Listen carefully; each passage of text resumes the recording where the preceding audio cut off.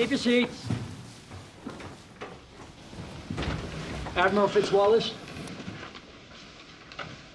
Mr. President, 25 minutes ago, the Indian Army launched an invasion along the Kashmir ceasefire line into Pakistan-held Kashmir territory.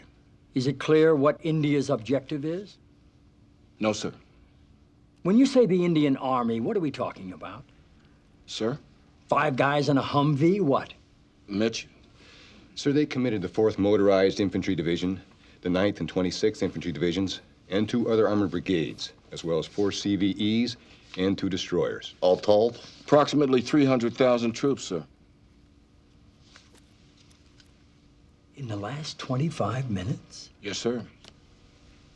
300,000 is an awfully large piece of troop movement to have been on a whim. Yes, sir. This was long planned. Yes, sir. All I'm trying to do right now, I'm trying to avoid making eye contact with the CIA director. There's an India expert I want to bring in. Who? No. You guys are gonna love him. He's a lunatic. He's colorful. He's certifiable. Who?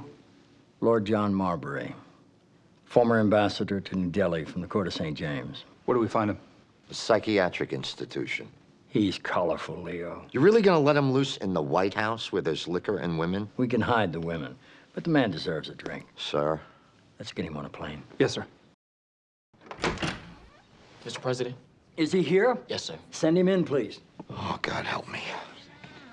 John, Mr. President. thank you for coming. How was your flight? Yeah, intoxicating. Oh, I see. Allow me to present myself, Lord John Marbury. I was summoned by your president. Yes. We've met 10 or 12 times. I'm Leo McGarry. Well, I thought you were the butler.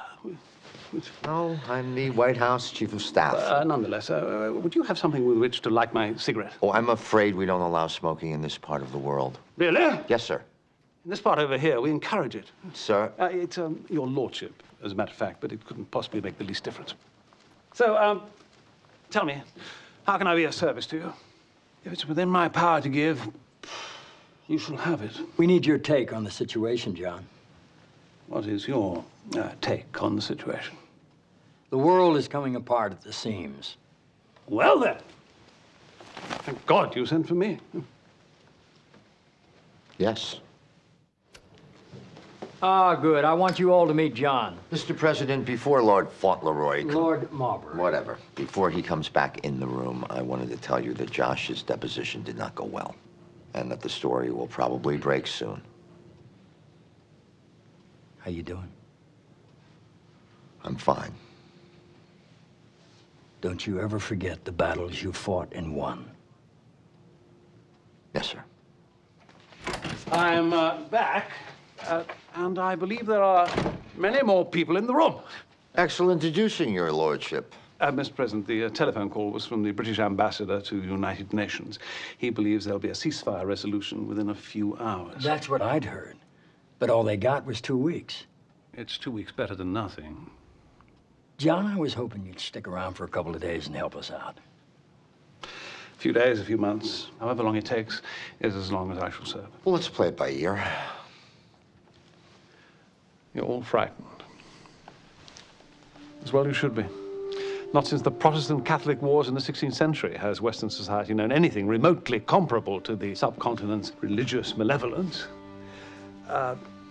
To a lesser observer, the intensity of the emotional frenzy is so illogical as to border on mass psychosis. But as has been said by kings and queens, I am not a lesser observer.